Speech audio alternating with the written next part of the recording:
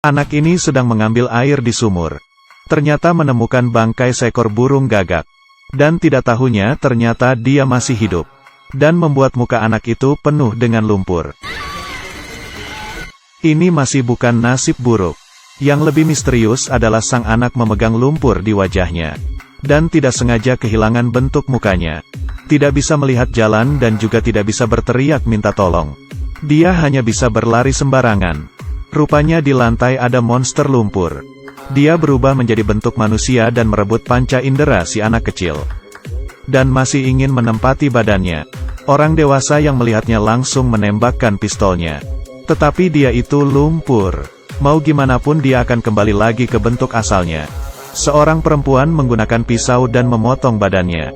Tapi tetap tidak bisa menghalangi si monster yang mengulurkan lengan yang panjang. Menembus pintu itu menarik si anak kecil. Dan memakannya masuk ke dalam perutnya. Setelah tujuannya sudah tercapai, berubah menjadi bentuk biskuit manusia dan lompat ke dalam sumur. Di desa ini sudah bukan pertama kalinya. Menemukan kejadian anak kecil ditangkap oleh monster. Di malam hari ada seorang gadis tanpa ibu berlari keluar melihat kuda. Suatu hal yang berbakti. Tidak tahu betapa anehnya kuda ini. Di mulutnya penuh dengan laba-laba. Dan mengeluarkan banyak jaring hingga anak kecil itu tersangkut. Jaring itu semakin lama semakin banyak. Hingga anak itu badannya dipenuhi dengan jaring lalu memakannya. Hal aneh di dalam desa sudah terlalu banyak. Hingga mencari ahli untuk mengatasinya. Brother Grimm, yang mengklaim bisa membunuh iblis. Mendapat permintaan hingga ke sini. Dan sebenarnya mereka adalah penipu. Dan saat itu juga muncul monster. Monster semuanya bergerak sendiri. Jika benar-benar ingin melakukan sesuatu, masih harus menemukan Lin Zhengying. Mengikuti petunjuk dari penduduk desa, anak-anak yang hilang, dan hutan ajaib di sekitar ini sepertinya ada hubungannya. Di dalam hutan itu ada menara yang terbengkalai. Dan ada seorang putri berambut panjang yang tinggal di dalamnya. Katanya demi awet muda. Dia akan melakukan segala cara. Tapi sebuah wabah tiba-tiba datang. Menyebabkan dia dan orang-orang mati. Dan mayatnya putri masih di dalam menara. Atau inilah penyebab hal aneh itu terjadi. Sang kakak Jack menaiki dinding. Yang talinya dibantu tarik oleh adiknya dari bawah. Untuk memasuki menara itu. Setelah Jack berhasil masuk ke dalam. Hal yang dilihatnya membuatnya terkejut. Karena mayat putri ini masih hidup.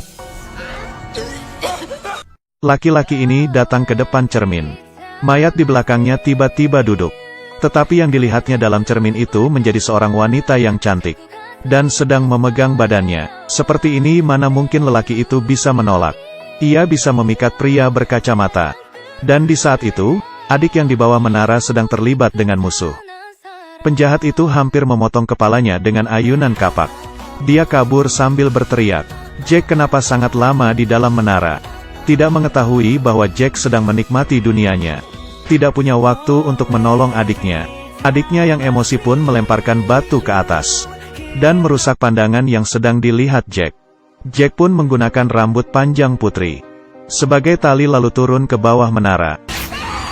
Pasti itu sakit. Kakak beradik ini sepertinya sudah mengerti rahasia dari menara ini. Dan menolong seorang anak dan membawanya kembali ke desa. Mereka mengatakan yang sebenarnya kepada penduduk desa. Ternyata sang putri rambut panjang demi awet muda. Dia menangkap 12 anak kecil.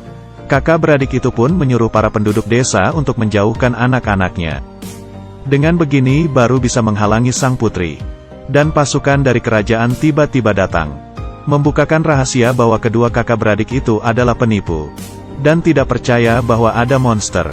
Lalu menangkap mereka. Dan mengikat mereka di malam hari dengan menyalakan api. Api itu pun semakin besar.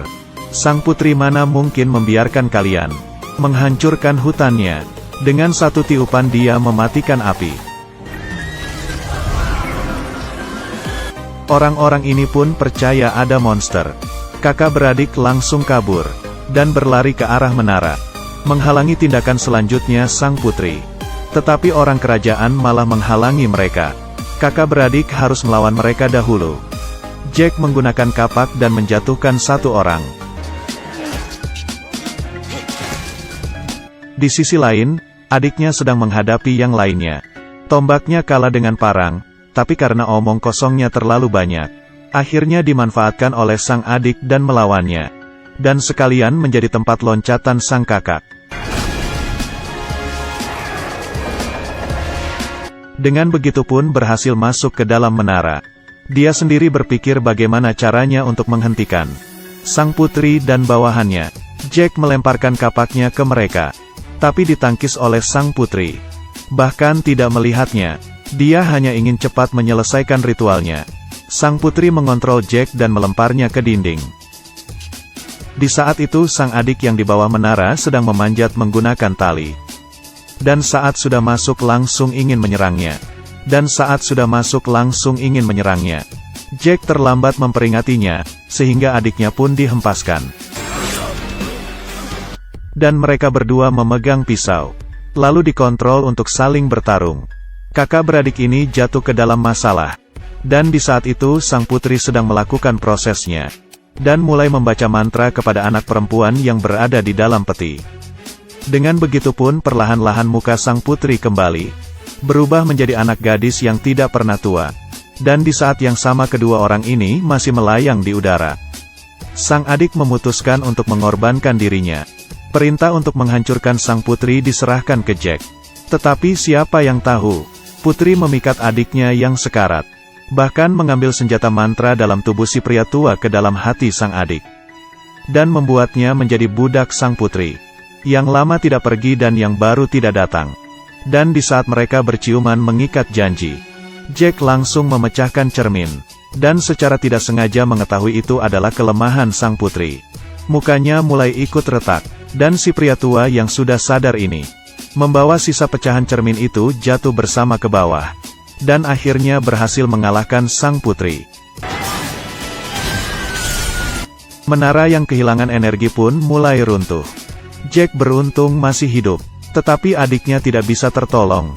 Saat itu seorang di sebelahnya mengatakan ritual sang putri itu belum selesai. Dan mereka harus terus melanjutkan mematahkan sihir itu. Jack ke tempat kotak gadis itu. Dan mencium gadis itu agar bangun. Dengan begitu pun mereka mematahkan sihir sang putri. Anak perempuan yang lain pun juga akhirnya terbangun. Jika dengan mencium bisa menolong orang, apakah juga bisa menolong adiknya? Dengan begitu pun gadis yang tadi itu menyium sang adik. Melihat Jack dan gadis yang lainnya, tidak bisa dibayangkan mereka berhasil. Dan akhirnya desa itu mencapai kedamaian. Kakak beradik pun tidak berhenti di sini. Menurut mereka berdua, apa yang mereka lakukan terhadap hal yang bahaya itu barulah awal mula mereka. Film kurang dari The Brothers Grimm lebih besar dari. Jika kalian suka dengan cerita sihir, berarti film ini cocok untuk kalian. Terima kasih kalian sudah menonton kami. Ketemu lagi di selanjutnya.